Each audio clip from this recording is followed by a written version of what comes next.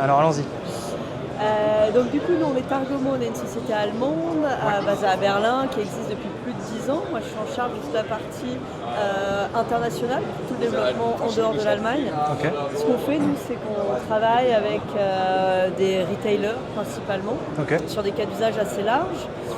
Donc ça va être sur des sujets d'expansion et d'optimisation de réseau. Ok.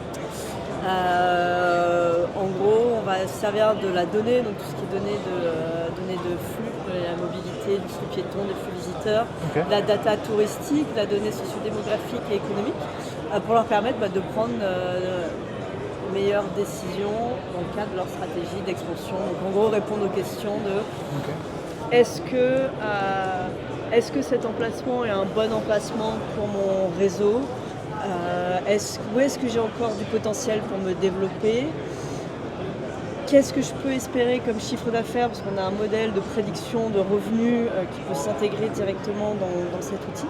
Ok. On peut aussi développer des cartes de chaleur, donc ce qu'on appelle des white spot analysis. En gros, penser la question à l'envers, plutôt que de savoir est-ce que cet emplacement est un bon emplacement, et de se dire où est-ce que je peux encore aller explorer mon potentiel par rapport aux facteurs clés de succès de mon propre réseau.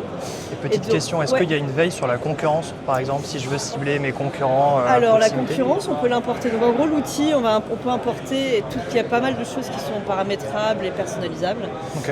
Donc je vais importer évidemment mon réseau, mais je peux aussi importer tout le réseau de ma concurrence et analyser également leurs points de vente sur...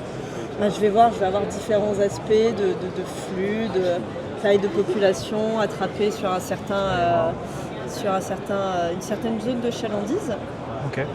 Et toutes ces choses-là, on peut les visualiser, les récupérer soit dans notre plateforme SaaS, et on peut aussi travailler dans d'autres formats, c'est-à-dire par API, donc venir récupérer la donnée et l'exploiter autrement, ou on vend aussi de la donnée en format brut pour venir importer dans des outils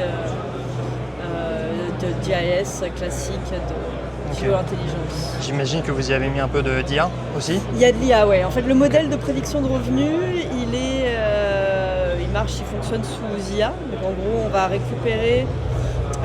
Là, par exemple, on est sur une démo test du réseau DM, qui est une droguerie en Allemagne. Ok.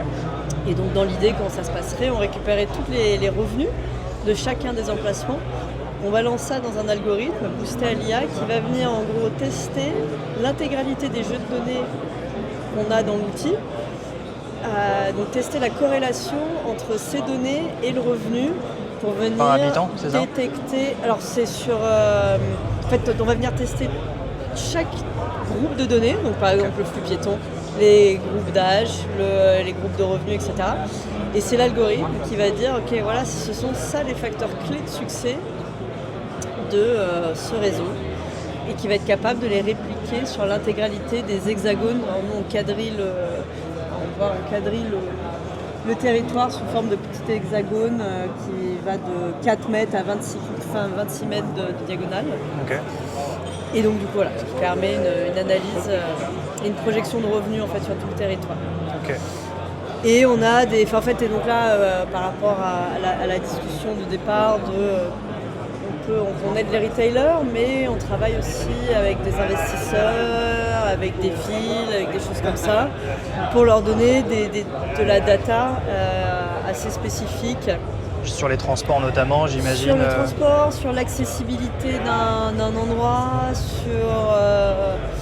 dans une zone définie, combien je vais avoir de restaurants, supermarchés, de concurrents, de connexions en transport. Voilà, on a pas mal de...